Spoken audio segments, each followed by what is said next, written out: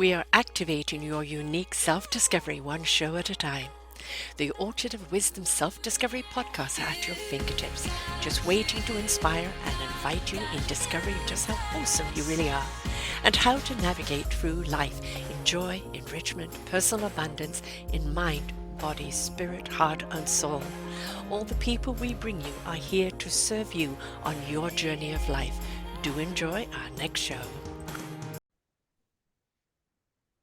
Good morning, good afternoon, and good evening, everybody. Welcome back to another edition of Their Story Matters right here on selfdiscoverymedia.com.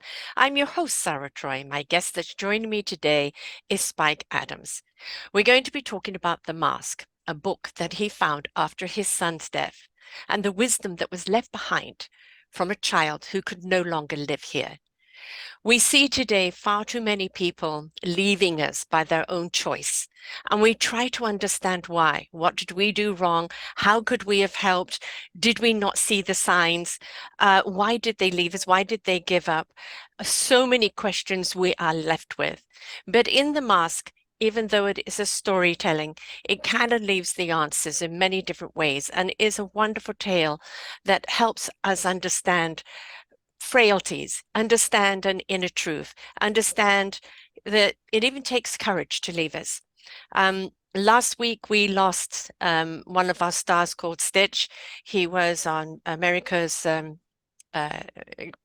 So You Think You Can Dance, which he won. He was DJ with Ellen DeGeneres, a father, 3 children.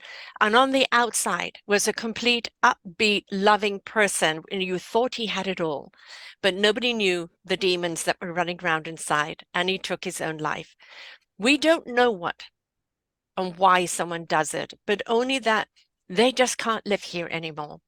So Clayton has written this book, which his father found on his computer afterwards.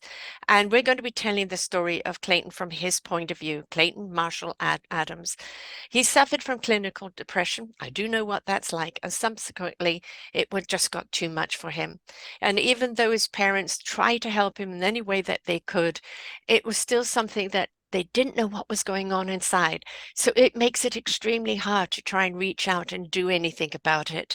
So let us have a look at Clayton's gift that he's left us. He's left us in the form of this book that his parents have put out as a gift to us. When someone leaves this planet, they're leaving the physical body, but their spirit always lives on. And when we choose to ignite that spirit, to attach to that spirit, they never die within our hearts and souls. They're just no longer there physically. But the gift that he's left us with The Mask, and now kind of a purpose for his dad, Spike, to kind of share that purpose out with other people so that it may be inspirational, maybe illuminating, maybe educational, and maybe just speak to someone else that's going through struggles that they just don't know how to articulate, don't know how to explain, or don't know how to get help. And we've also got to realize that sometimes some people come here to be a bright light and leave us, but leave the light behind to show the way forward for others. Welcome to the show, Spike. Oh, thank you so much. That was beautifully said. That was wonderful. I love that about leaving a light behind. He certainly did that. Yes. Exactly. I mean, we have no idea. We all sign a soul contract when we come here, and we're spiritual beings having a human existence. And, we come here to have that existence. And some people, it's a short contract. What do they do in that short time? What impact do they leave behind? We don't know what causes depression. I've been a person that's gone down that rabbit hole. I know what depression can feel like. There is no rationality to it. There's no logic to it. Someone's just gone in to your heart and soul and pulled it out of your guts. It's a feeling of despair, and you don't know how to hone it in or what to do with it. And it's very hard for the person going through it, but it's really, really hard for the loved ones on the outside because they don't know how to help. And as we were talking before the show, you saw the signs, but you just didn't know how to reach him because he had shut right off. Yes, yes, he had. Yeah, he closed himself off. He would not open up. He had distanced himself. And as I was explaining to you on one occasion when I was off at a conference, essentially I got a call from my wife to come back. Something had happened and concerned Clayton. And he had been in a therapy group with teens and young adults. And apparently he had made some statements about suicidal ideation. And so we're told to get him to emergency room. And my wife, Jamie, she did that. And I got back and I remember walking into the room and I saw him there and he was just lying and he smiled at me. I smiled and Clayton, how are you? We had a conversation like, what's going on? How are you feeling? But he really didn't want to share. He didn't want to talk about it. He didn't want to open up to me, nor did he want to open up to Jamie. He was very private person, and essentially he didn't let anybody in, and and I thought that essentially after he had that experience of being hospitalized after expressing what he felt, it essentially said, I'm not making this mistake again. Because I know if I, say I don't feel well, I feel like hurting myself, I'm going to wind up in the hospital. And I don't want to be in the hospital. So never, ever did we hear anything else. He might have had those thoughts. He might have felt that way. And I looked through his materials that he had written. I never did come across any information that expressed some sense of that he wanted to harm himself. I came across information that really, as you were explaining, which you did so eloquently, essentially how he was in a very, very dark place. He said several times in this sheet, and I truly wish I had found this earlier, but we tried to respect the boys' privacy. We didn't go through their things. But here was this letter. There was no date on it. And essentially, he was saying how he was struggling. And he mentioned struggling a couple times. And he went through this entire litany of everything really that was not right with his life. How he's 21 and he's living at home. He's in a job that he doesn't like. He has no friends. He didn't have a girlfriend. He didn't see his life going anywhere. He didn't wasn't able to write anymore, which was so very important to him. It's like he couldn't focus, he couldn't think. He said, my self-esteem is so low. I feel like crying. Why can't I write? And I saw another paper, again, no date. It was something on a school assignment that he had written. And he was questioned. I don't know what the prompt was, but in terms of his interest and passion about things. And he talked about at one point in time, he would have had a passion to talk about many things. I mean, he was interested. He was very bright. I mean, he was very smart. He had been described as gifted and talented. He had been in the International Baccalaureate program, advanced placement. He used to discuss the superiority of the Australian School of Economics versus Keynesian economics. He talked about the problems with the Federal Reserve, future of the hemp industry. Sometimes he had these conversations that would be way over my head. So all this passion that he had, about talking about things was gone. And he said to his teacher, I just don't feel this way anymore, and I'm hoping to find that person again. So he was losing himself. He was seeping or falling into this darkness. So this darkness was overwhelming him. And essentially, and he did not reach out, did not express. I know that sometimes that I would be riding with him, in the car, and I would just reach out to take his hand, to hold his hand, and he would never squeeze my hand back. That never Mm, stopped me from holding his hand, right. but he didn't respond. It was like this wall that he kept in terms of like my inner world I'm going to keep to myself.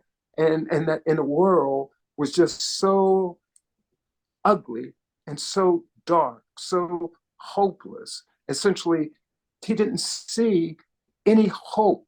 He didn't see that he had other options. You know, if he had just talked to us. It's Because we hard though. had been, It's yes, really hard for someone that's in that despair. It's so right, consuming. yes, It's so consuming. Everything about you is just hard to breathe. It's hard to yes, see, there is no rationality. Somebody comes with a solution, you know it intellectually. You know that this is yes, what you should be doing. But the mm-hmm. despair has taken over your mind, heart, body, and soul. And it is so hard to kind of come out of that. Uh, and and sometimes there are techniques that you can do, but even those techniques, when you're in that despair, you can't reach out for them. You can't reach out Yes, for them. It's almost crippling. And so it's so hard when they're in that moment. There are, various medications that can help chemically re-chemicalize the body. Music yes, is brilliant at resetting the body, but I think that most people who do take their own lives, they're in that moment of despair where they can't see hope. They can't see the way out. Everything is so consuming. I mean, I thought about it in the past in my life. I would never do it to my children. So I would never, that was always what pulled me back. But when I was younger, I certainly thought about it. And I think a great deal of it is they're trapped in a world of despair where in a quintessentially the spirit and the soul link isn't there. So the heart isn't ignited. If your heart isn't in something, the spirit has nowhere to go. And I think when yes. when the heart loses the passion, when the heart loses the meaning of life, when you haven't got the Mhm. heart engaged, everything else around you starts to die. And that's kind of when that despair comes in. Yes. Yeah, you said there was he didn't laugh anymore. He Hmm. didn't joke anymore. He didn't smile anymore. There was really no humor. I He was just mean, lost in it was himself. hard. Yes, it was hard getting to go to his psychiatrist. It was hard for him or he refused like to take medication. Hmm. He just wouldn't do it. And and and we just felt just so helpless in the Hmm. situation. And you do think back as a Yeah. parent, and and and and I feel, you know, I did not protect him. I feel that I did not. I mean, we did a lot, but always I thought to myself, if I have found the right psychiatrist, if I have Yeah. found the right therapist, if I have found the right coach, if I have found the right combination, if I could have found somebody who could have connected with him, who might have made a difference. And I learned and I found about other things like I'm not sure if you're familiar with like ketamine treatment is used essentially for severe depression. Hmm. And I can't remember whether it was even available. There are just a few places and psychiatrists in Colorado who use that for people who are feeling suicidal, and it works, and it works, and I started thinking there's so many things, and I thought, you know, that I just, I don't know, asked enough questions, didn't try hard enough, There is nothing didn't that you pull it did up. wrong. Nothing that you did wrong. It is a I world that is so far removed from our comprehension that, mhm, a lot of it had to be him. When we're in that despair, we in ourselves have got to reach out to something we can hold on to so we don't go further down the rabbit hole. And when we've yes, lost that reaching out for something, then we're kind of totally lost to despair. It doesn't matter what someone's doing on the outside. Yes. All the good intentions, all the love, all the right people on the outside, if the person on the inside doesn't just put the hand out to reach, I am Yes. willing to reach, I am wanting to Hmm. reach, I'm wanting to get out of this despair. As I said, if the Hmm. pilot light is still on, then there's hope. Yes.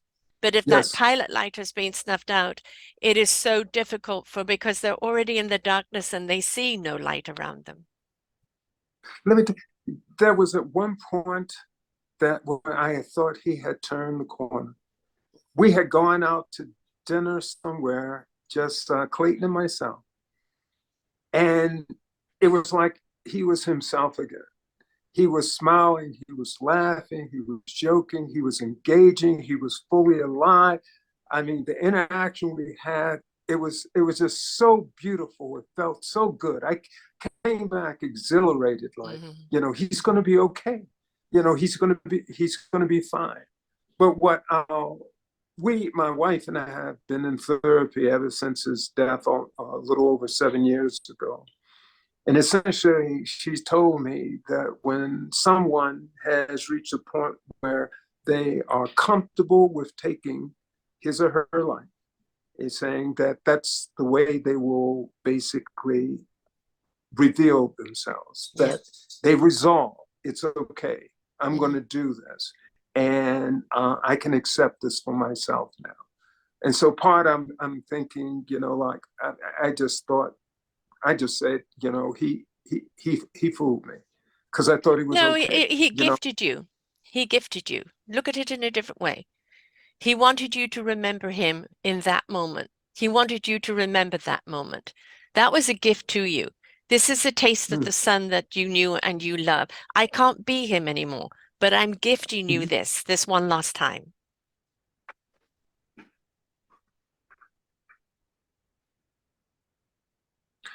Thank you for telling me that. It was a gift. Hmm. It was really, a gift. I never thought about it in that way. Nobody's ever put it to me in that way. And I've been in a lot of therapy sessions. Therapy deals with clinical. I'm a spiritual healer, so I hear the spirit. I feel the spirit. And he wants you to know that there was nothing you did, nothing you did, nothing your wife did. There was nothing that even other people did. Is that he was a soul trapped here that didn't want to be here. He was a soul Yes, that just couldn't live this life here. I fully yes, understand it because it's damn difficult sometimes to live as a human being in this very cruel world, right? And yes, you know that there's numerous people that I've interviewed, sadly, who have lost their children to suicide. And each one of them has kept their light alive by something they've left behind. That story, that yeah, legacy that they've left behind. And they realize in the end that their child couldn't have continued on the way they were. They always were going to have a short life. But their length of life now is carried on within them, like it is within you now, with the book, yes, with the sharing of the story. You are keeping his essence alive and will do for the rest of your lives. So it is hard to lose somebody physically, but if we understand they're stronger in their spirit than they were in their body, and yes, we attach to the yes, spirit, then we yes. actually understand they're with us all the time, still guiding us, still nurturing us, and still showing us the path and giving us the strength and the courage to carry on with their light. I have to share this with you, okay? Because I thought this was remarkable when you talk about his passing over to the other side. My wife and I are sitting in the kitchen, and my other two sons, Dylan and Evan, on the couch. And so Jamie says to me, did you hear that? And I listen, and I hear stomping upstairs. I mean, it sounds like somebody deliberately, purposely stomping down the hall. Mhm. And I just said, it's one of the boys.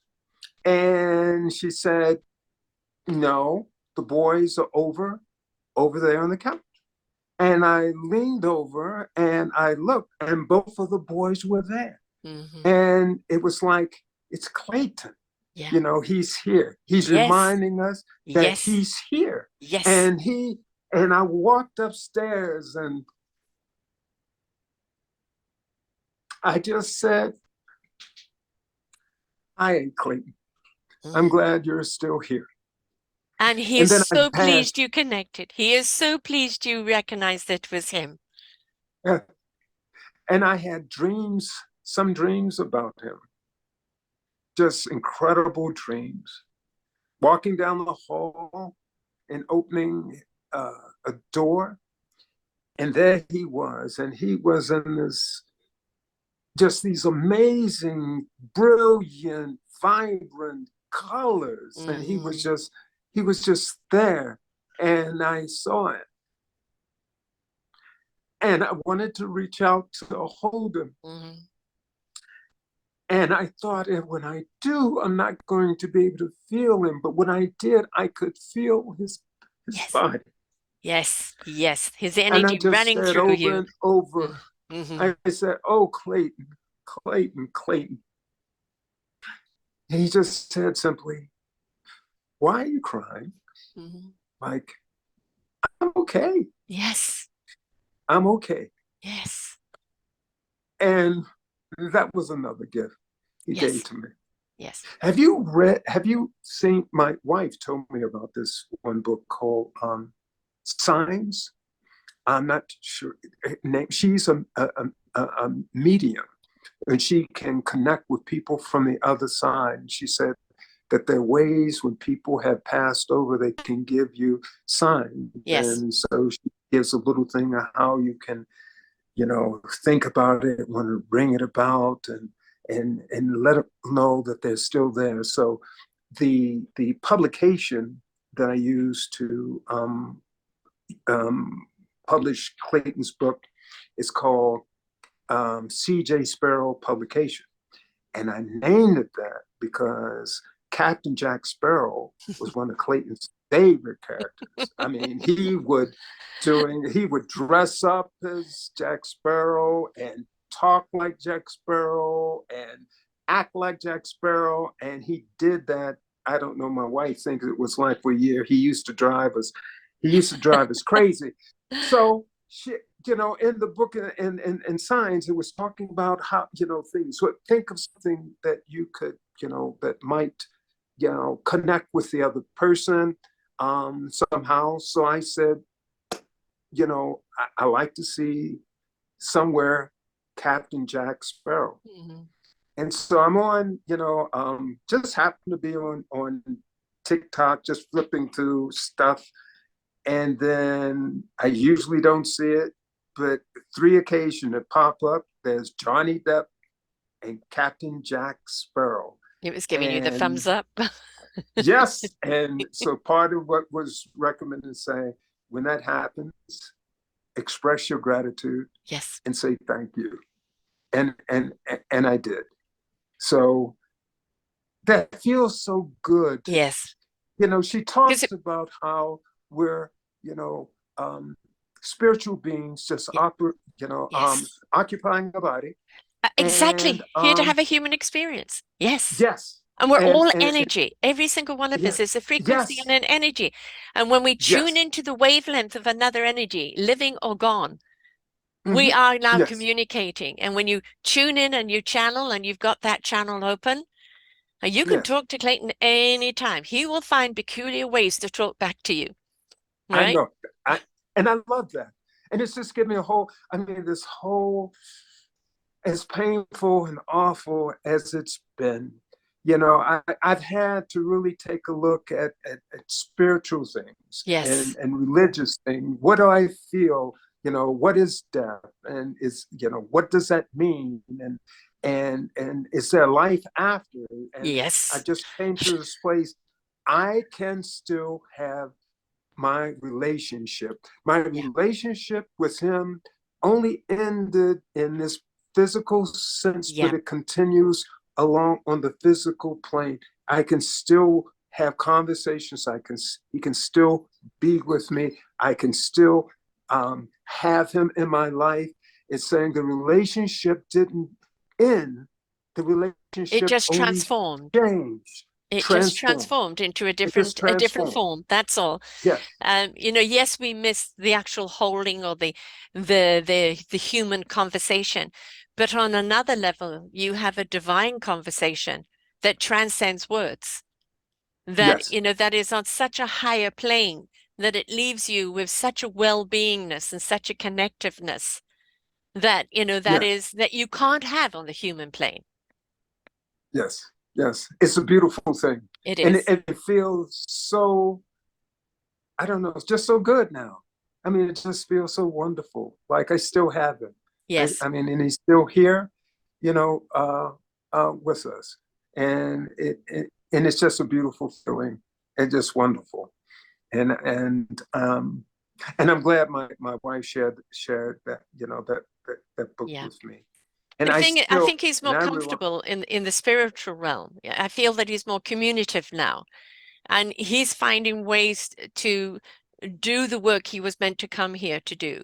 And sometimes some souls are here too soon. The world isn't ready for them. Right? And then mm, yes, he couldn't find that groove, that wavelength in the human realm for him to come and do the work right, he was meant to do.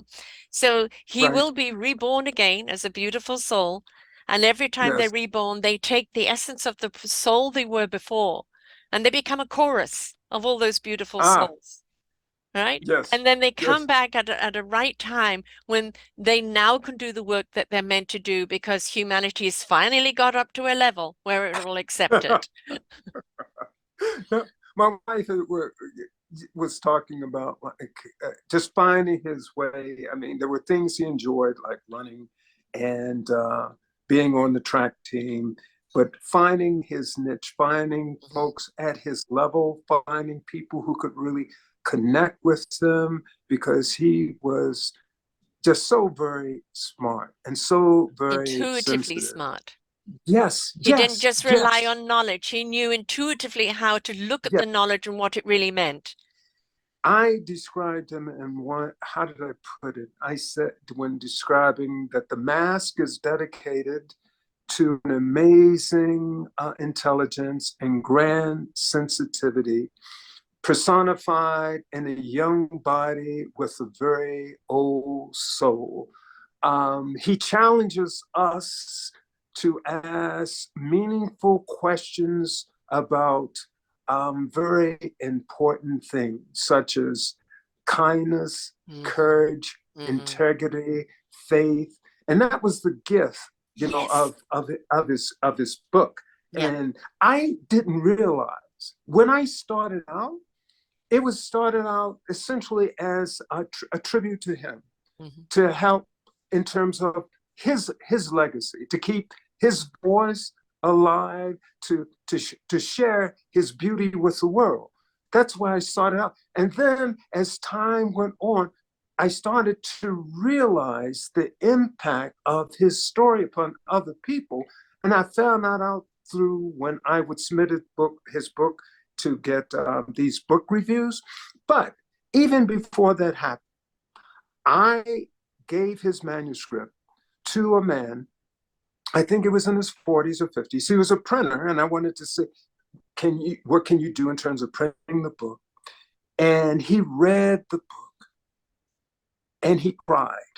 Hmm. It touched him, it impacted him. He said, I was bullied as when I was young, and I had to go to therapy for that.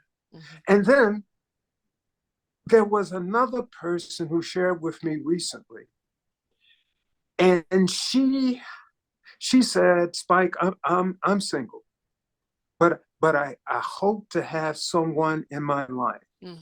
And at the end of the story, there's this question about whether he will be accepted by his wife because he's been transformed back to this so-called monster Hmm. because he would not um, uh, complete this Faustian bargain. And she said, I'm hoping that I will be able to find someone who will love me for myself. And so Yes. these are adults talking about this, Yes. but Yes. we start for Oh, kids. but that's the beauty of it, you see. He's sharing his story from his own perspective, and inside of him, he felt that the world maybe he saw him as the monster because he couldn't connect. Obviously a very good looking boy, but when we feel kind of somewhat ugly inside, it's not the ugliness, it's just the feeling that nobody sees our truth. Nobody sees our Yeah. beauty. Now, a few years ago, and I've done it 3 times, I interviewed a beautiful young woman who'd been in an airplane crash and she was burnt 65% of her body. And Okay. each one of the shows I've done with her, she's always left me with a huge impact of courage and Mm. strength and inner beauty. And in 2017, she went on America's Got Talent. And when she came out there, clearly disfigured, you couldn't Yes. hide it. Everybody's looking, Yes. trying not to react. And she shared her story and then she sang. And when she sang, the beauty of her came out and nobody saw the outside of her anymore. Yes. Right? Your son Yes. could your son couldn't show the beauty inside because the ugly got in the way. But in the end, it was, but you must love me in all of who I am, ugly or not. And I tell you why that Yes. hits home to me right now is that my daughter is pregnant and she's just being diagnosed that she has a Down syndrome baby coming. And we know how cruel society can be. Now, in this family, that child is going to be loved to bits, and we're going to navigate whatever we have to navigate because we know that I believe this child is here to teach us, to give us Yes. lessons, right? But Mhm. we know that society can be extremely cruel. So, immediately there's the defense thing that goes up. The lesson learned through all of this is that do not judge the outside. As I said, a really good looking young man, but he wanted people to see the inside of him. Why can't you see the inside of me? Right? Why can't you Yes. see the dysfunction side of me, the struggle side of me? Can you love me in all my inner complexities? Or can you only love the exterior of me? And this is the lesson to the world. Stop just buying the book cover and start reading the book. No, you're so right. No, I was just thinking about part of how his book has touched others. Yeah. I there was a lady. She told me only refer to her as Bevins. And she said, "Describe me as a social warrior." She's from an independent progressive school, and she was so moved by the book. She went to an eighth grade language arts class and said, "Read this book." And he said, "I'm going to use it in my curriculum." And Yes. they apparently they sat down on the floor, and I guess they don't do that in the eighth grade anymore. And one read the story to them, and then they wrote. Um, they wrote about their reaction to Mm. it, and some sent me letters, and one talking about loving yourself for who you are, and Yes, essentially if yes, someone yes. won't love you for who you are, Yes. then they Inside should out, not be inside in your out. life. Yeah. Yes. Yes. You see, look at And the there's gift that keeps on giving, right? yes. And then there's a gentleman, and just by happenstance, my son Evan said, "Why don't you call Mike Giles?" Now he's the superintendent of Cherry Creek schools. Contacted him. He knew the boys when in middle school, and I shared Clayton's book with him and talked about it. And he says, Spike, he said, "Let me do this." He said, "I have an advisory board of juniors and seniors, sophomores, and they talk to me about what they feel that I need to do." One of the things they expressed a need for was mental health. And Yeah. you know how bullying can affect the mental health of people and Yes. last, all the way into adolescence. But essentially, And I don't throughout know your where life, it's honey, going to go. throughout your life. Yeah. There are many people still bullied. Yeah. Yeah. And I don't know where it's going yet. And he said, so he had, I think, about 70 students. He said they meet once a month. And he said, what I did was I talked about my relation with Clayton, how I knew him, and I read a few things from the book. And then, and he said, anybody interested in receiving a copy, come let me know. And 55 students came up, gave their names, 55, and said they wanted to receive a copy of it. And he said to him, he says, what he's going to do is follow up is, basically, what was your reaction to the book? How do you think we can use the book, and with what students? Yeah. So if I can get, now this is my thought, bullying goes on daily across the world. Yes. We've got these little ones, young ones, preteens, adolescents, even adults, and they experience, and it's called intimidation as an adult, not a bully, but it's still bullying, right? Yeah, and it's just there, and it's just so prevalent. And I thought that really, the book can be used, to just create dialogue, open discussions. And I thought, really, even though you've got all these campaigns, you got anti-bullying campaigns, you got anti-bullying ads, you got slogans, you got all this, you got foundation, you got all these things. And I thought, how will it really change? And I thought the way it really is going to change is you're going to get a group of students together where they will build community, and they will learn to support themselves, learn to respect and love themselves. And I thought, what if you had a senior, you partner up with a junior with a sophomore, and go on down, and you got together and you sat and you discussed this, and you made bullying not, just something that, like maybe TV or something, or ad or a slogan, but you're sitting down and really talking about it, and you're saying, this is how I can learn to be a kinder, a more decent, a more loving person. And you mentioned the thing about like the difference and the baby to come. And I was listening to Trevor Noah. Yeah, I love him. He had an interview. I'm going to miss him so much. I'm going to miss him so much. And he was having a discussion with Leslie Stahl. And he said, and it was related to something else, but this stuck with me. When his coming to America, he said, there's so much hate in America. So much anger in America. And I started thinking, like, where does that, impact in terms of how people interact and engage with themselves in the school? And the only way we can get by that is to talk about how ugly, how cruel, how painful it is, not in an academic sense, but being vulnerable and courageous enough to risk your inner self. I saw this. Your inner heart. Yes. Not being afraid to open that heart despite what others want to do to it. Because if our heart is open, our soul can't speak to us, our spirit can't be ignited, and our mind is just going to be confused. The heart must be opened. Yes. Yeah, I saw, I don't know if you've read any of Murray Oliver pieces. She has one in Wild Geese. I think she has this expression called the soft, the soft animal of yourself. Essentially, to let that love the way it wants to love. Yeah. And then there's a line that says, tell me about despair, yours, and I'll tell you about mine.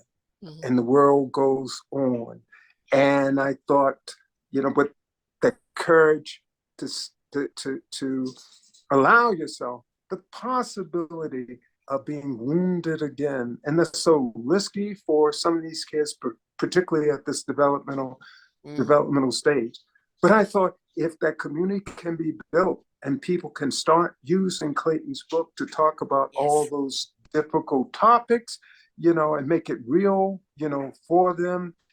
There is the gift that he left behind. There is the gift. Maybe. The bottom line is getting people to open up and talk. Yes. He didn't feel he had Yes. anyone to talk to. He didn't know how to talk. He wrote it, right? Yes. But then he had gone down that rabbit hole so much where he'd shut himself that he didn't know how to reach out anymore. And if you can get to people before that rabbit hole opens up, if you can get to people who feel confident in themselves and don't understand what other people are going through, and they develop empathy and they develop Yes. compassion, right? Yes. The worst Yes. thing is apathy, and he went into apathy. And when you don't feel anymore, that heart is shut Mm-hmm. down. Our heart is our compass. It's our generator. It's what it leads us down the path of kindness, caring, love, Mm-hmm. possibilities, creativity, Yes. expansion. It is that vibration of frequency that lifts us up. But it also asks us to trust the vulnerability and that even if you get hurt, nurture, kiss, and love yourself, but open up that heart again. Because Yes. if you shut down the heart, you shut down the living. Yes.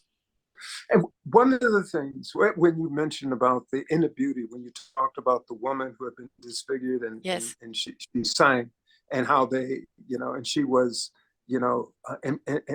embrace, is essentially, with that's one of the messages I say that Clayton talks about that Mm-hmm. is of utmost important. It's like the Bible mentions it, philosophers and mystic, that what truly counts, what Mm-hmm. truly is important, is inner beauty, not physical beauty. 1 trillion%.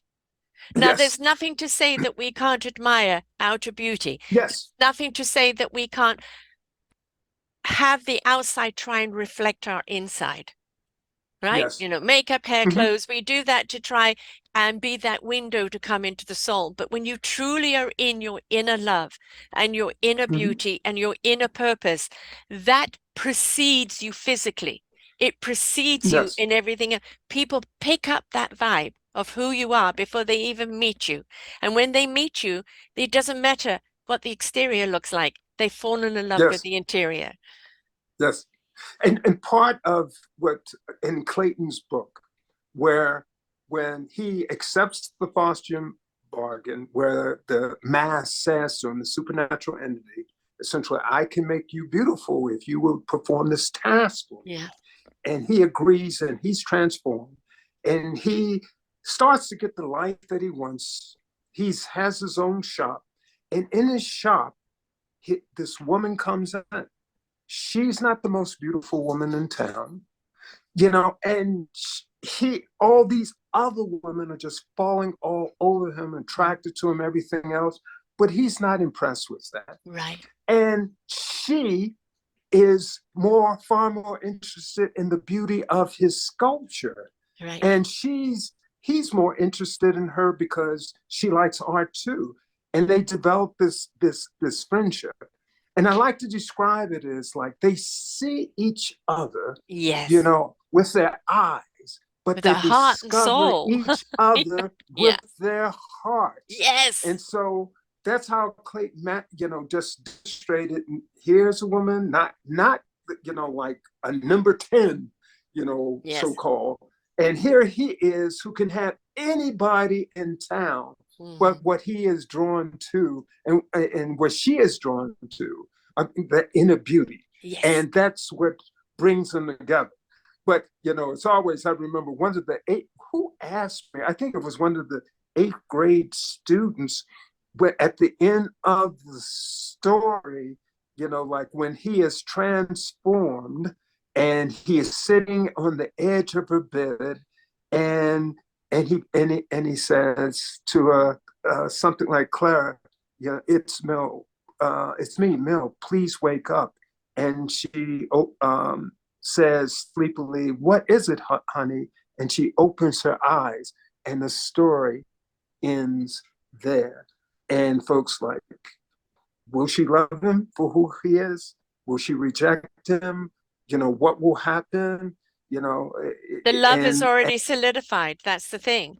When the yep, heart and soul and spirit has made that connection, It doesn't matter the exterior. We see this all the time when people have accidents and they suddenly become disfigured or disability, and the person that stays and loves them still sees the beauty, the essence of who they are, not the dysfunction of who they are.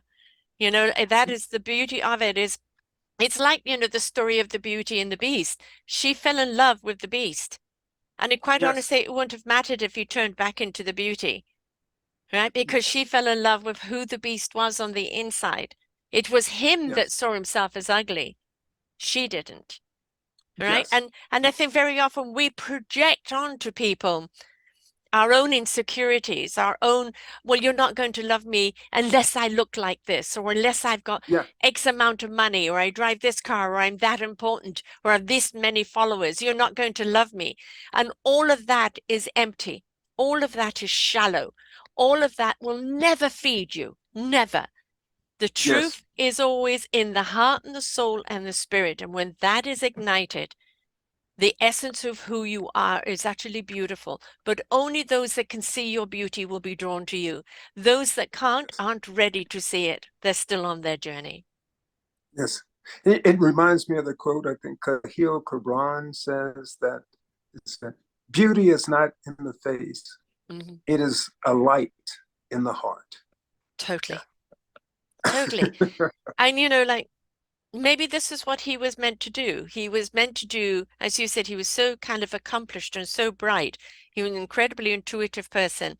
And this is the thing is, a lot of people get stuck in working just from their head. Academic, intellectual, duty, control, linear. And, the head has dictated that. Society has dictated that's what's important. But unless you're listening to the soul, and the soul cannot speak to you unless the heart is open. The spirit can't go into action unless the soul and the heart are open. The soul is the wisdom that guides and ignites the heart, that lifts the spirit into action, where the mind will know what it needs to know when it needs to know it. This is all data up here. And if we're only stuck up in the data, we never understand what that data is for. But when we listen Yes. to that heart, soul, and spirit's wisdom, its own intellect, we now know where that intelligence, what it's here for, and how to use it. And as you said, your son was so incredibly bright and he saw things from such a different perspective because he saw it Right. already from the soul light, right? And the writing of this book was already from the heart and soul light. The only problem is he couldn't live it as a human being. He could only live it as a spiritual being. Yes. Yeah, I remember as you were talking about his being bright and sensitive and intuitive. Someone described, he said, a fitting tribute to someone who could see so clearly and feel so deeply. Yeah. And that's the thing, and it's just amazing.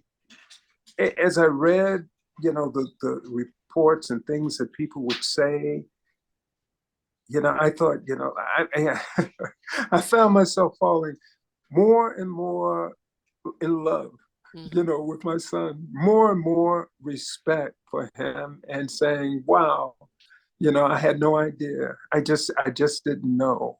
And it just feels good. It But he just feels also good. wanted you to fall more and more in love with yourself, Uh, more in love with your own essence and your own purpose by igniting, this, you think you've ignited his light to the world, which you have, but you don't understand it was to reflect the light that's in you. Sarah,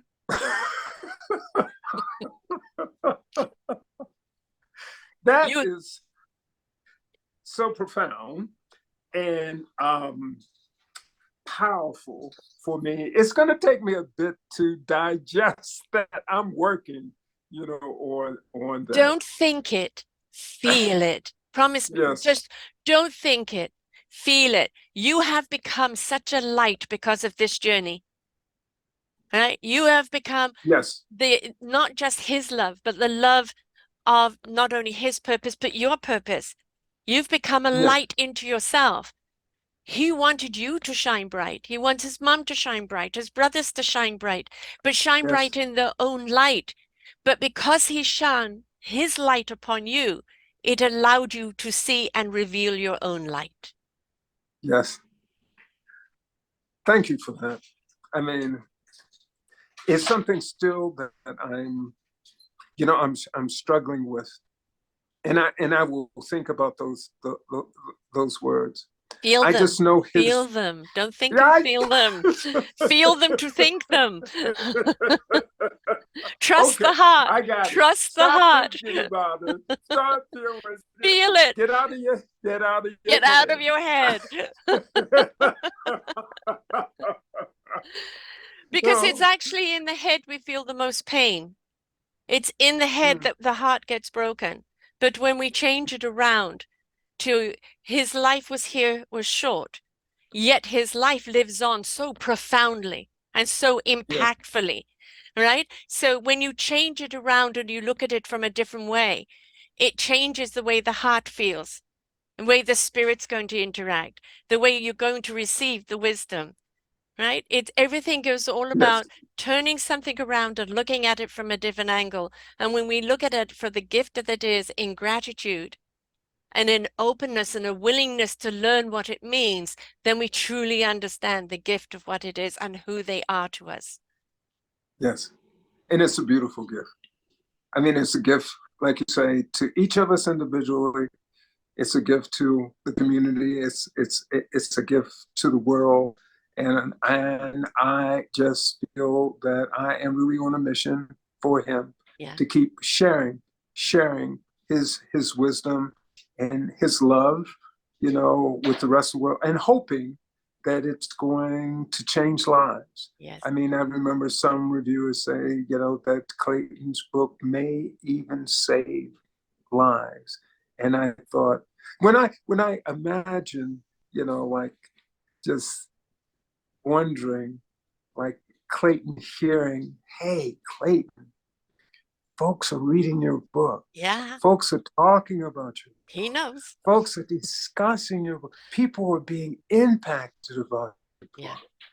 Isn't that marvelous? And he feels Isn't that he's done more in his crossing over than he could do in his living here. Yes. I mean, it's been profound. Yeah. What about his brothers? How has it impacted them, this whole journey? Very hard. I mean, it's taken a long time to deal with the trauma of his death. And as you know, each person will deal with their grieving in their unique and individual way. There's no blueprint, there's no map, there's no instruction manual. Essentially, you just have to find a way to deal with it. And it's taken, I have to say, years, because to pull our family together again, to heal as a family, to get to a point where we can laugh and joke and make him part of the conversation. He's at the table. Yeah, initially, I mean, I just remember when I told his younger brother, I mean, it was a fury that you couldn't imagine. I had to physically hold him down so that he wouldn't, hurt himself. And so it's just been very gradual and over time that this whole thing of and I guess I don't want to say accepting, but reaching a pace of I guess being okay and understanding what he did. I mean, I think they have said Dylan, his twin brother, and Evan basically said he made a choice. That was his choice. It is not something that they could control. You just have to respect it. And so finally I can say, the holidays have generally just been, for the most part, just not good. Let me put it that way. But that's also is a choice. Yes. Right? That is also a But choice, and that's not his choice. That's your choice. yeah, He wants you but all this to get Christmas, together. He wants hmm everybody to share what's going on in their life. He's going to be there, and he wants to hmm hear joy and laughter. He doesn't want anyone to be in pain. yes. Let And me tell you, I can especially say now, he wants the laughter. So it becomes, let us make the choice. yes. We are going to This step into Christmas, joy. yeah. This Christmas, though, I mean, I can see it being really quite festive. I mean, the house is decorated, the tree is up. My son put lights on the outside of the house. I've Hmm. been wanting that for years. We got leaves up and everything. We've got his stocking hanging. Hmm. I mean, it's as you say, it's going to be good. But making. I guess I hear you were saying making the choice, but Make it part of that inclusive. was yeah, it was just for those years, it was hard. I mean, for me personally, like it was I tried to find I was told how his his his death was a gift. Hmm. It was hard for me to To wrap see that. anything around that. And I And now came you know. across this book. Now you Now I know. know. Now you know But I what they're came talking across about. this book. It said that a person's death is not how did you put it, a blessing or gift or something to handle or something to get over. It is a loss in your life. Meaning is what you give it. And Yeah. finally, part of what I was able through his book Yes. was to find my meaning, Hmm. and that worked so well for me. But there's still a whole lot of I don't know what's in store for me as a uh, a soul in this physical body. So much more to do. Yes, So much yes, more to do. And that's what I say. yeah, He wants you to step into your light, trust your own light, and shine it bright on others. He's giving you the hmm gift of the message. Now take that yes, message in every aspect of your life and yes. share that message in your own words, in your own comprehension. But don't head, don't head it, heart it. I'm gonna have to write that down on a card. I have to keep And that with that me. also is just in the mindfulness. I'm thinking too much. Where is that going to take me? Down my own rabbit hole. So what am I hmm going to do? I am going to deliberately do something that lifts my heart up, that brings me into joy. And in that, my light will shine brighter. Yes. Yeah, one of the things he talked in the book of signs, he talks about gratitude Yes. and talks about energy levels and how you Yes. shift your energy levels, Hmm. and recommending starting off in the morning and just saying, talking about a list of gratitudes, what you Yes. feel, that you're breathing, that you can move, you're fat, just there's so I'm many I'm things awake, I'm really. alive, and I'm ready to, I'm Yes, grateful the fact yes, that I am able to yes. do something today, Yes, Yes. and shift that energy Yes. so that and just make it work for you. And my wife is like that, but she's a beautiful soul, beautiful being, anyway. And she's always talked to us about. I remember just sometimes at the table, dinner table, she says, "Okay, tell me about three things you're grateful for today." So she will get what I'm saying. Yes. Okay. There is something called the cosmic 2x4. And it's like when you're seeing all of the signs, but you're not getting the message, the cosmic 2x4 goes whack, lands you on your ass, and then it says to you, are you hearing me now? Pay I like attention to that. the signs. You don't want the cosmic 2x4, okay? The signs are telling you, be the light that you are. He lit Yes. that light inside of you in the purpose, in the meaning, in the in the beautiful ripple effect that his story has had. It has Mm-hmm. ignited so many souls, lifted so many spirits, calmed so many minds, warmed so many hearts. Why hasn't it done that to you? Why are you still making excuses? Yes. Need to stop. Yeah. Yeah. And Change the part of the thoughts, thing, change the thoughts and yes, trust the heart's feelings. yes, yes. I am going to search my heart a lot more than my head from Yeah. now on. Thank you.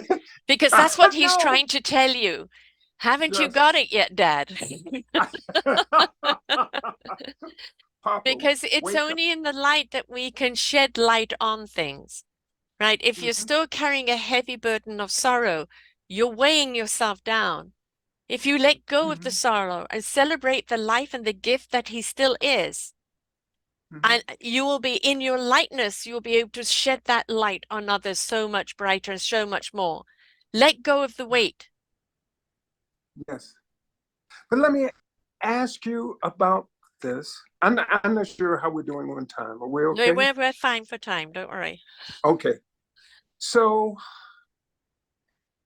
I came across this. I hear exactly what you're saying, but I came across this quote by Elizabeth Kubler-Ross, and she was talking about death and dying.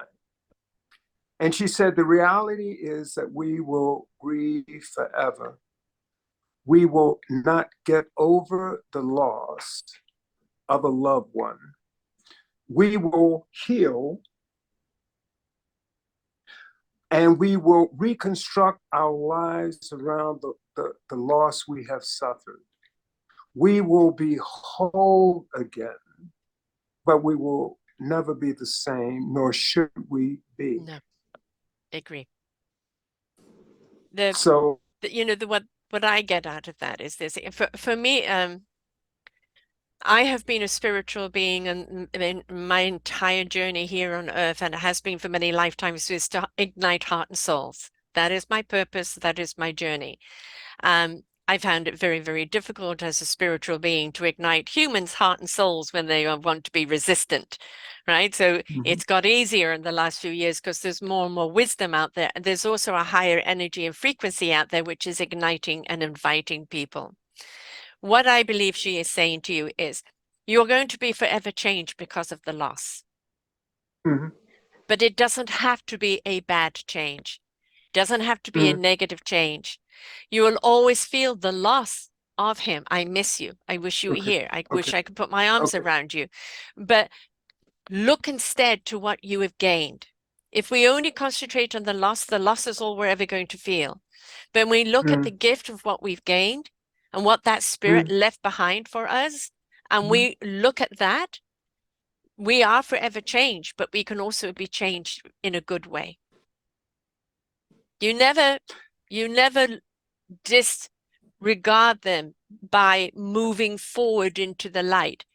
Yes, Instead, you take the essence of what they meant to you and you carry it with you forward into the light. you just place my appreciation and feeling, and I'm saying feeling, not my thoughts, my feeling about the mass on a whole different level. And I thank you for that. My pleasure. There are so many people that may be listening to this that have lost a loved one. And people will say to me, why am I putting this out at Christmas time?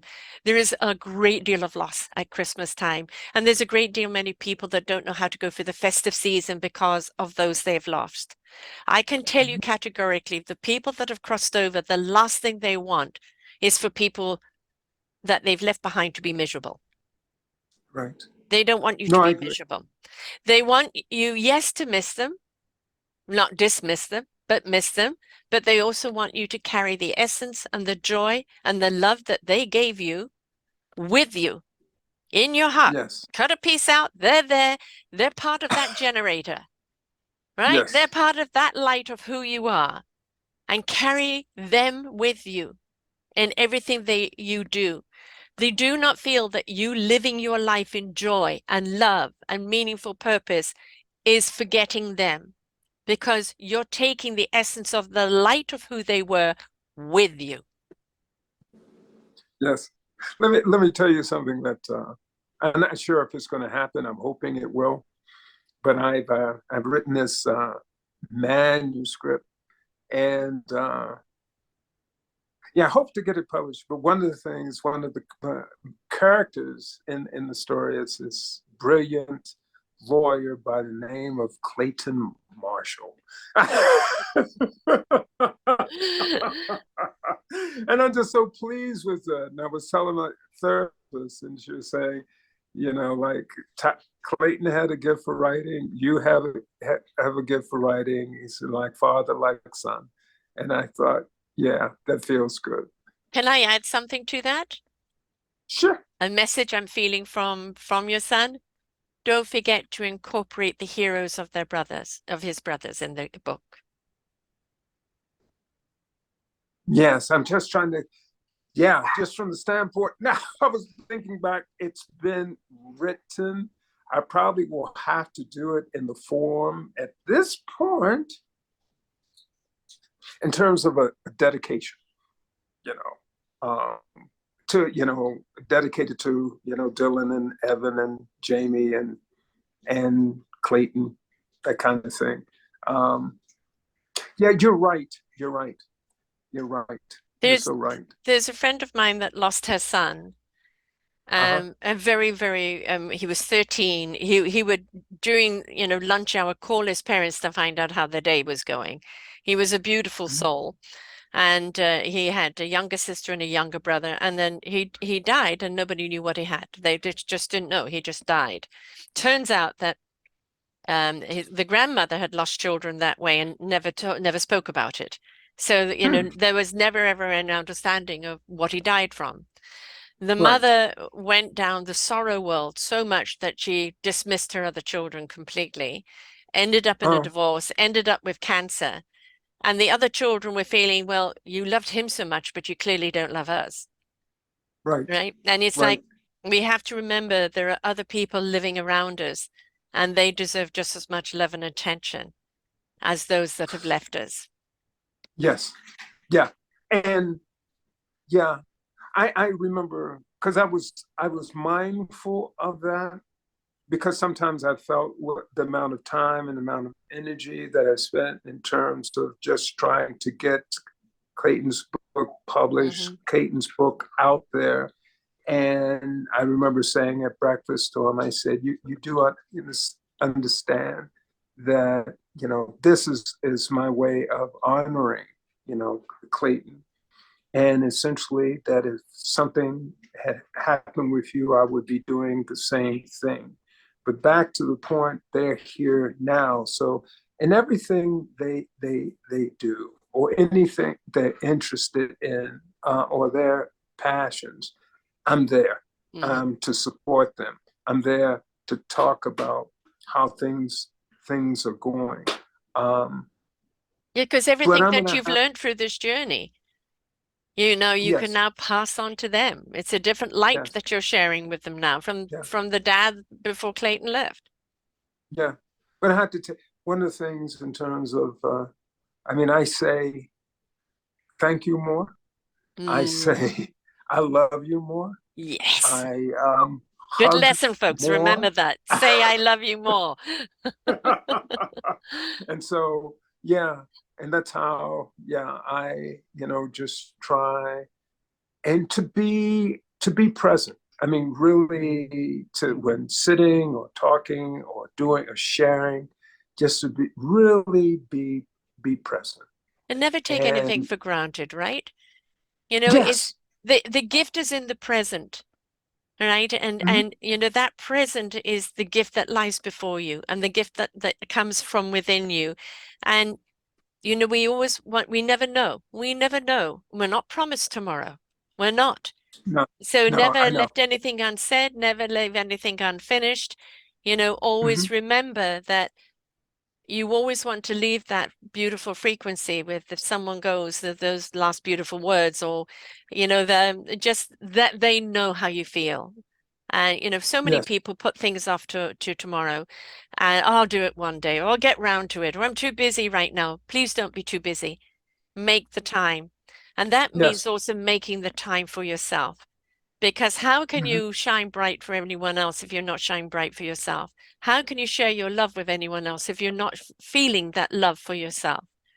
The Yes. lesson he's given is be the love to be loved. Yes.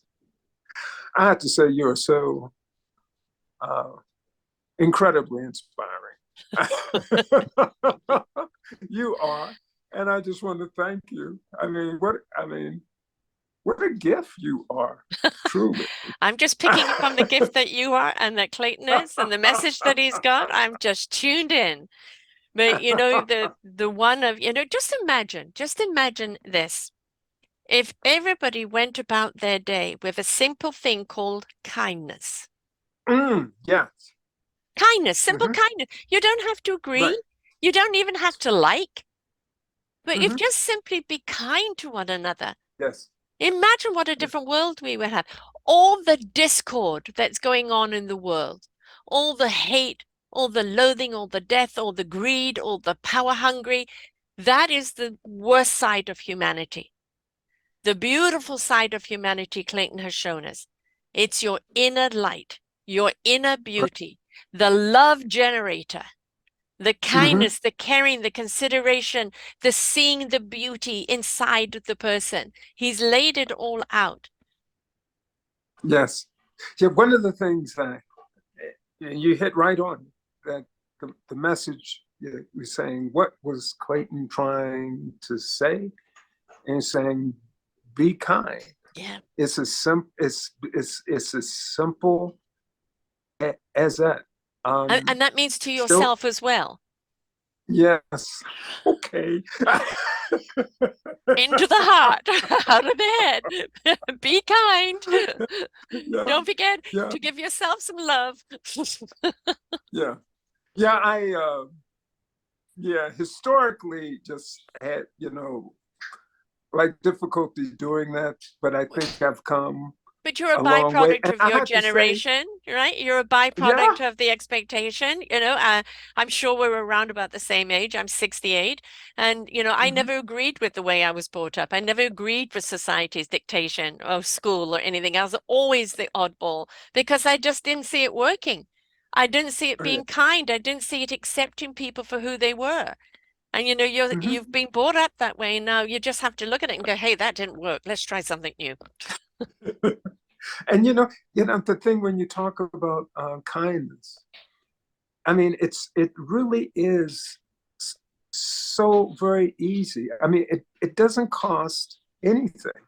And just in terms of just like a smile. Um, Yes. I remember one time just being at a restaurant and just about to, ask for my bill, and someone said, "It's been taken care of." And I said, "What?" And it said, and I start looking around. There's nobody that nobody's trying to make a Eye catch eye with contact, yeah. eye. So, yeah, and so just another time that just in the restaurant, I just saw this elderly couple, and she looked up at me just with the most pleasant face, and smile, Mhm. and just this way about her. And I nodded at her husband. I mean, I think they must have been in their 80s, Mhm. just folks out having a meal together. And so I went over and just said, you know, I'm paying for their meal, just to pass it on, just that kind Pay of it forward. kindness. But Pay it yeah, forward. but it doesn't have to be like you say. Yeah, hold the door Yes. for somebody, smile at somebody, ask somebody how they're feeling, help Don't cut somebody in people need. off in I mean, traffic. Be patient. yeah. Yeah. We have a shortage of staff everywhere in the world right now. And so, don't be don't be impatient when you're out looking for Right. any form of service, any form of service whatsoever, because there's a shortage of people and the people are already doing 2 or 3 people's work. Be kind, Yes. ask them about their day. Say, thank you, I Yes. appreciate you. Yes. Saying Yes. thank you, I appreciate you to someone means I see you. I see Yes. you. And what was one of the Mm-hmm. Clayton's problems? He didn't feel seen. Yes. Right. He So didn't. you saying, I see you to someone, I appreciate you, can go an awful long way. Yeah. When you mentioned that thing about a server, Dylan was accepted into nursing school. We're so proud, and we took him out to dinner. And then and we just started talking with her, our server. And it turns out that she was in nursing school. Mm-hmm. And she, was in her last year. And I thought, how odd that is. All the places, all the service, everything else. Dylan gets Synchronicity. accepted in nursing school. Yeah, and here's this one. You talk about nursing school and just engaging and everything. And And it was the I just look encouragement. at, Yeah. yeah, yeah, and I Yeah. just look at it as a sign, Yes. and Exactly. just great. Yeah, Yes. and also, and hopefully I'm gonna have to ask him because I didn't. How did he see that for himself? That Right. serendipity. What encouragement did it do? Yes. We dismiss things like that. Oh, coincidence. No, there Mm-hmm. is no such thing as coincidence. I'm sorry, folks. Mm-hmm. Everything is there for you at the right time. The only question is, do you notice it? Yes. And there's Mm-hmm. the dog going, Roof, yes, do you notice it? And I apologize when they Don't started barking apologize because the before. dogs have opinions. They're picking up on the energy and they're giving their 2 bits as well. We should actually listen to our animals a great deal more because they're hellishly much more in tuned. And we shouldn't Mm-hmm. dismiss them when they're trying to say something to us. I had one dog that literally saved my life. Quick Oh. story, I was given a new antidepressant and I was living in South Africa and I was driving in my open sports car with my dog, very windy road that was just, road cut into a cliff and then rocks all the way down to the water. And the bend was coming up where people would stop and look out because it's beautiful, but it was also a suicide area that people drove off. I Oh. had no thing of committing suicide, but I thought I could fly. And so my dog barked at me. She barked at me and I barked back. She pawed me and I pawed her back. The next thing you know, she took her entire body, threw it on me, and I was driving stick. And my foot came off the pedal and let go of the stick. And I came within inches of the edge of that cliff. Oh my God. She saved my life. So never dismiss what an animal is trying to tell you. Never. Because we both would have been over the cliff. And I had no intention of committing suicide. I just thought I could fly. Right. So many people Right. died from that drug, they had to take it off the market because too many people were dying from it, this antidepressant. But it was her. So we are going to get talking about signs, animals, children, Mm-hmm. strangers you meet that happen to say something at the right moment. All of these Mm-hmm. things are signs. And, we walk around with blinkers and la, la, la, la, la, hands over our ears. Mm-hmm. Be present as you walk through life, because the Mm-hmm. signs in life are there to guide you. They're the knowledge you need in the moment. They're the information that you need or the redirection that you need to go in.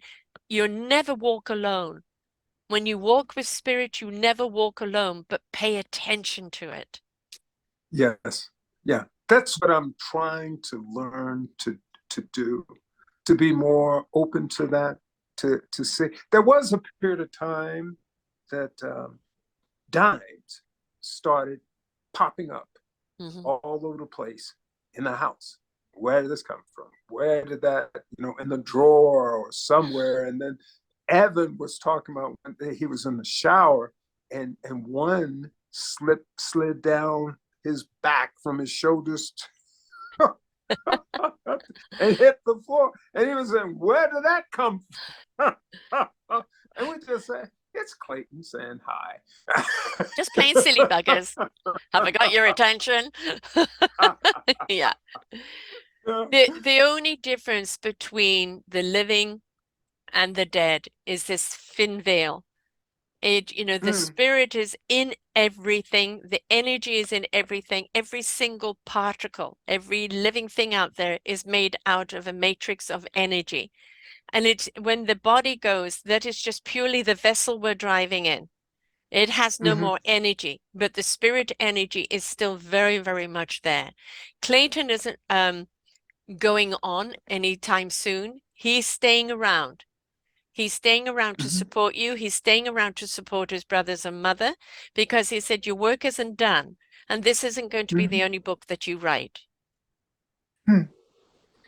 Okay. So pay attention to him because he's there. He's there. We're partners, Dad. Yeah, I like that. And I wonder, and I didn't know.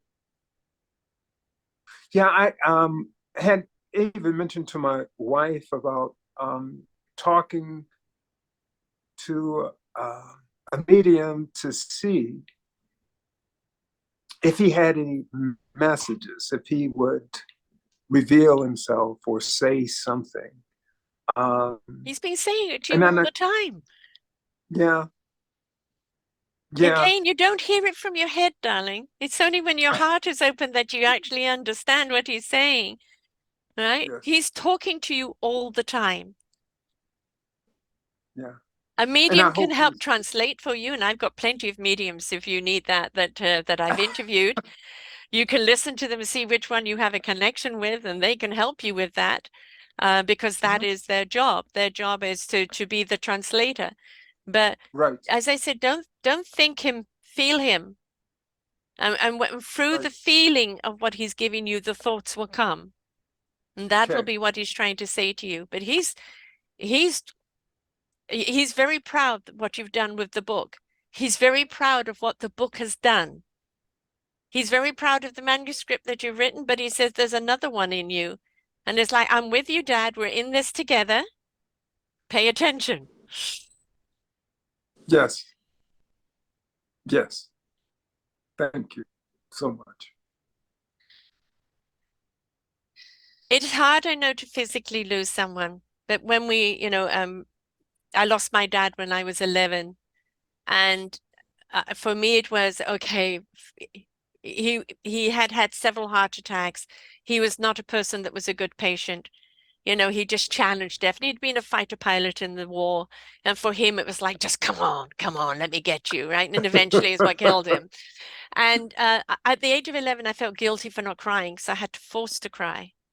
And then I went to my mother and I said, God took the one that was the weakest and left the one that was the strongest. And and I've spoken to my dad many times since then. And it's just that he just couldn't cope anymore because he never decompressed from the war.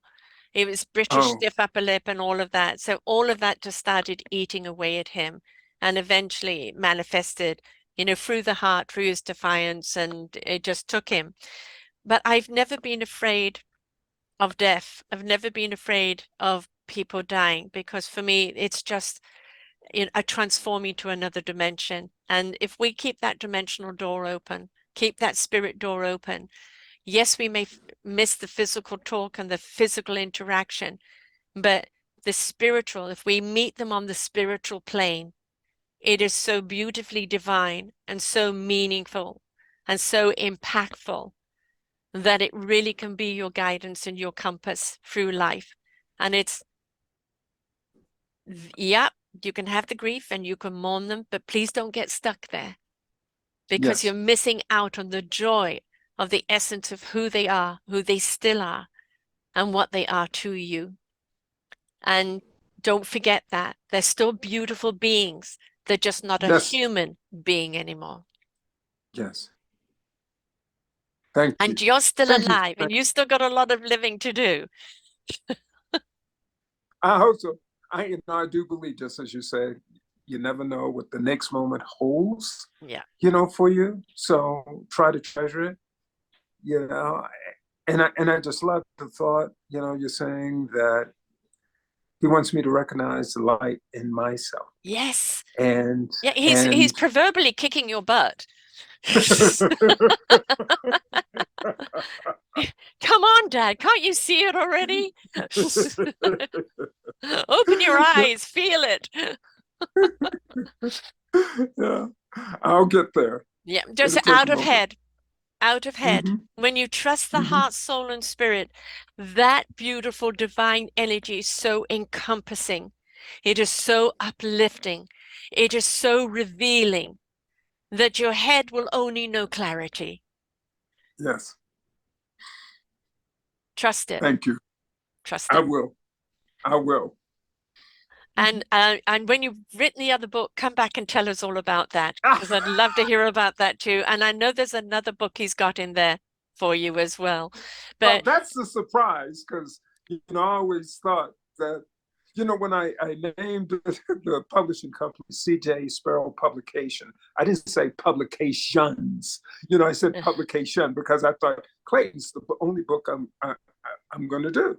And no, then but a something happened. publication is they're going to be publishing. So, there's nothing in there So, to say you stop at one. and when you say, yeah, this other, Mhm. that maybe my, two books in me. Yeah, but I don't know. the other book will be written on the spiritual plane. In what I was saying is when you truly and utterly immerse yourself onto that spiritual plane and you are no longer in head, you're in heart, soul, and spirit, and you're communicating with on that level, that book will be the revealing of that. Well, that's a remarkable statement you just made. I know, I'm given sight. I'm given things that I see, right? And I'm just the messenger, so don't shoot the messenger here. Okay. But I it's won't. the same impact that his book has had in revealing to people, see the beauty within inside. And then you've Mm-hmm. done this other book, which is, kind of celebrating the life of maybe what he could have been or what you see him as being. But that other book is when you truly embrace the light within you and you really find that connection where you can hear him, don't need anybody Mm-hmm. to translate. That's when he wants you to write that story. Yeah. That's level of enlightenment Yes. that part of my journey, maybe Yes. some years, Yes. but I'll keep working at it. Yeah. It just It's worth it. it's don't do, just be. Yes. Be it. Be the love, be the light, be the peace, be the message. When you are it, you're no longer Mm-hmm. working at it. You simply Mm-hmm. are it. And you transform the world. You do. You transform it by your very essence of who you are. And whether you Mm-hmm. even speak to people or people just feel you, they're already shifted. Everybody's Yeah. responsible for their own journey. Everybody's responsible for their own choices. You can't choose what happens to you.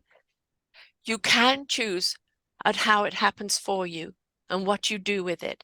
And what you do with it is your challenge, is your discovery of who you are, why you are, what your gift is, and whom you're here to serve. Yeah. Yeah, those are a lot of questions that I have been asking myself. You're serving, you're But doing it. But it's just trust the flow. Trust the flow. Go with the oh, wind, not against it, right? You don't have to be the salmon swimming upstream, okay? Just go with the flow and you'll be guided. yeah. But I have to say, along the way, it just seemed that there were so many people along the way of just creating Clayton's book. The people just appeared and just helped. And I always marveled that so many people. And the same thing, I'm feeling also with this book that that there About are to folks who publish. are help. No I'm gonna excuses. say one of the things it says in the book, The Signs, is said that in terms of manifesting Mm-hmm. and saying, and it's funny to talk about writing a screenplay, but just write it as if it has already happened. Yes. Writing a thank you for accepting this, and I'm Yeah. so proud that you'd be willing to publish, this book, and that it's going to happen by this date. No, And to, because what you're doing is you're putting the positive energy already out there, and then people pick up that right, energy and they want to know. You know, yes, if you are in doubt, people pick out the doubt. If you are mm-hmm, in assurance or positivity, people pick that up. We've got to be careful of yes, the seeds we plant and how we water and nurture them, because if we get weeds, we planted those, right? So right, if you want yes, something to manifest in all its glory, plant the roses. Right? yes, Plant what you want to see grow. And that goes for everything. That goes for our attitude, that goes for our perspective, that goes for our inner belief, that goes for our mm-hmm, action. And yes, it's right. You have it, see it being well received, and where people want to take it to the next level. Already, Clayton's book has already done such profound work that you will never know the profound ripple effect that it's had, because it mm-hmm, ripples out and ripples out and ripples out. And you never, maybe one in a million may come back to you with a message. But the whole thing mm-hmm, is that it's still rippling out and having its impact. It's doing its job. It's now time for the next one. yes. Okay. And I'll see you back here next year and all about that book. There's no nudge, nudge, wink, wink. There's a cosmic 2x4 flying above you here. I'm gonna write that down. Cosmic 2x4. That would be something, maybe, maybe. No, you don't want that. That flattens you. That's when you have to kind of, learn to stand back up again on your wobbly feet and go right through it. You're beyond Mm-hmm. that. You just need the nudge, nudge, wink, wink, right? Or Okay. or the proverbial kick in the butt. Yeah. Yeah. Out of head, Yeah. into heart. You've got all the answers. Just go with it. Yeah. Yeah. I got the first edit upstairs, Right. and tonight I just need to go through. I talked to somebody, just just a buddy of mine, and he said that he had read the first half of the book, which surprised me because Mm-hmm. I thought nobody's going to read. I mean, they're Doubt, too busy. doubt. They're too busy. They're too No, that. if And it's he says I important, read people will half, make time. Don't assume. and he Don't says, and I assume. want to, yeah, and I want to talk to you about it. And I thought, Good. wow. So tonight I'll be at the computer. Good. And actually, in fact, you've just actually kind of, turned your boots around, because I've written my memoir and I'm halfway through editing it. And then I've just got too busy. And then, of course, Mm, with my daughter and the baby and the other baby, mm, 20-month-old. And so it kind of got put on the back burner, but I had wanted it to be out by now, but it will most certainly be out by spring. So I've got to get on and finish that. yes. Yeah. I'm just thinking in terms of time frame. I'm uncertain. I mean, yeah. Are you going to self-publish? You're going to do traditional? Do you know? I'm going self-publishing. Okay. And my brother is a professional author. He's done the publishing way. It ends up being torturous unless you're with a good proactive publisher. But if you go with a Right. publisher, you could be 6-9 months before they kind of get to the publishing. You're still going to do the same amount of promoting, the same amount of podcasts, the same amount of That's right. hiring, That's right. hiring somebody to do the advertising, the social media for you. You're still going to have to do that whether you're with a publisher or not.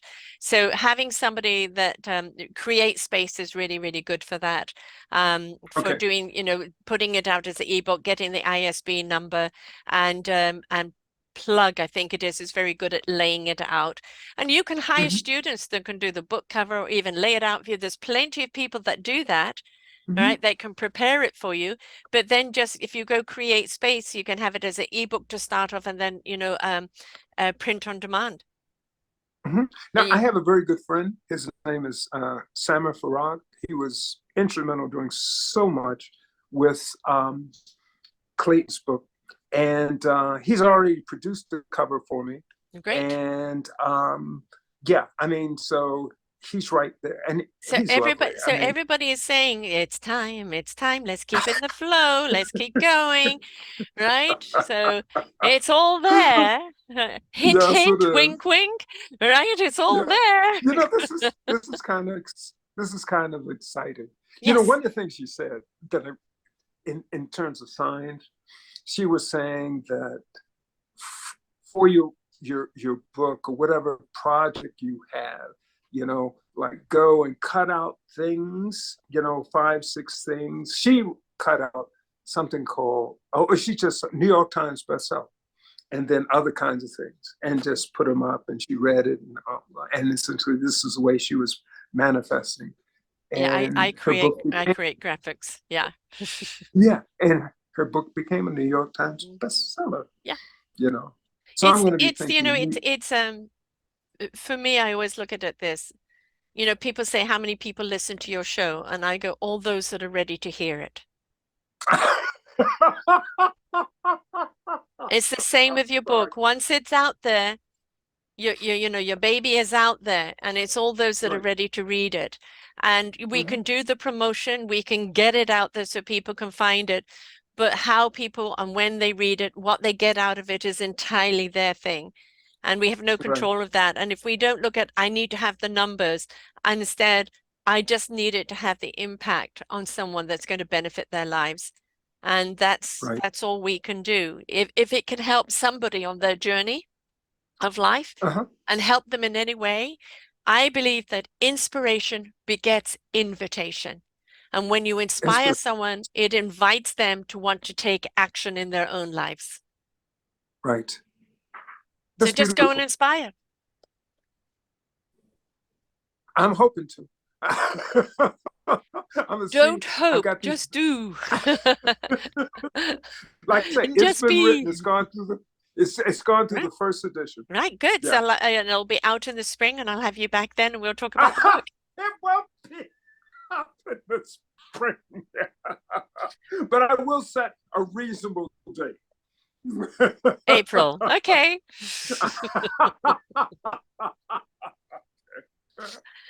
And Yes. sometimes it's good to give yourself a date because that means that you're going to make the time and the effort to coordinate and get things done. Yeah, you're right. I got to do that. I Yeah. need to do that. You know, because so I mean, it's like a number of different things that I've had to, you know, handle with Clayton's book. But now I was started thinking, you got the time now. Yeah. You got the time now. Yes. Put in the time now. Put in the Yeah, time now. Yes. because I'm And retired, then, so I right, have time. exactly, exactly. And the thing is, just as Clayton's book became an inspiration to you on the impact that it was having, you have no idea how this book is going to be received or its impact. All you do is you send it out with love. You send it Mm-hmm. out with loving Mm-hmm. intent. And the impact that Mm-hmm. we've had, the numerous amount of people I've had back and saying the impact that my book had on people was not something I ever could have imagined. And if we Mm-hmm. allow the book to be what it's meant to be, to whom it's meant to be for, then, Yes. you know, that book takes on its own life, its own identity, and really allows us to then, you know, kind of really expand to what we're meant to be and what it's Right. meant to be and what it's meant to be for, right? Yeah. Yes. It's like these Yes. shows, they go out, how people hear them, what they get from them, how they share them, you know, how it Uh-huh. changes their life is out of our hands. But Right. we give it with love. Yes. And I have to think about it in that fashion. And you have to feel about it. 2 by 4. So now you don't have any social media or anything, but however, the book, The Nothing. Mask, can be Mhm. found on Amazon, IndieBound, Barnes Yes. and Noble, and Hmm. Clayton Marshall Adams, and then they can also go to cjsparrowpublication.com. So cjsparrowpublication.com, and they can get the books from there as well. And of course, if you're No, wanting no, to, no, no, not on, the publication, I mean, the website basically is like praise reviews, more information about Clayton, picture of Clayton, and about Rohan. Yeah, but it does also give the links to where you can buy the book. It gives the links. Yeah. Yeah. Amazon, BCH, Barnes and Noble. Yeah. Yeah. Yeah. And a great picture here of the family as well, which is great. And then on the website, you've created 20 questions that teachers and parents can use for discussion, which I think is really good for people to have. And if people want to book you for an interview or want to just talk to you about something, they can go through heather.huzovic@gmail.com. That's your publicist, and she can schedule an interview or schedule a time as well. So, I think that he's proud of you. I know he is. He's proud of what the book has done. It's still got so much life in it. It's still going to be out there. I'm a huge advocate for giving books for Christmas, because books keep on giving. This is a Christmas show because it's about hope. It's about keeping the spirit alive. It's about, doesn't matter what the loss is, look at the gain. Right, always look at the gain. And he's left such a beautiful gift and legacy behind that you have been the catalyst for, which has now inspired the next book and the book after, and the whole journey that what you've learned and becoming your own light. And so this is a great book to give to someone that may be struggling with their own identity, struggling with living the outside life, or not knowing how to live the inside life. And so this would be a great gift to give to people. Amazon Prime, you can get it in 1 or 2 days. So you get out there and order it, right? And a book you can give anytime, not just at Christmas. If you see somebody struggling, or just, just a good book for a family to read, and then talk to each other, right? Talk to each other. Great. It's been wonderful having you here, love. Thank you so much. This has been amazing. Thank you. The little bit of showing the cosmic 2x4. Get into the spirit here, Spike. Get into the spirit. Thank you. Thank you. My pleasure. God bless you. God bless you too. Your family and the little one who's coming. Yes, yes. He's, I know he's a gift to us, and I know that he's here to teach us. And the thing is, when you have love can carry you through anything. And so stepping into love, genuine love, is something that is such a great healer, motivator, creator, clarity, everything. So just always remember, heart to head.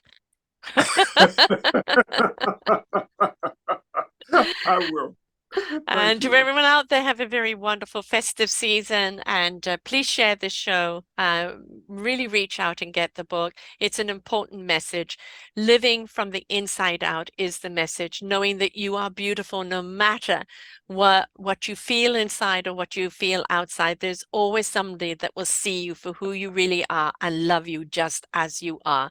And that's the fundamental message, love. Until next time, folks, bye for now. We hope that you enjoyed the show. Find all of our shows on selfdiscoverymedia.com under podcasts or selfdiscoverymedia/shows. And for all our current shows, go to What's New. We are supported by you, the audience. You'll see a nice big shiny blue button for one-time donations, or follow us on Patreon and you will be able to support us there. We enjoy bringing you such wisdom. And the next show will be up in just a moment.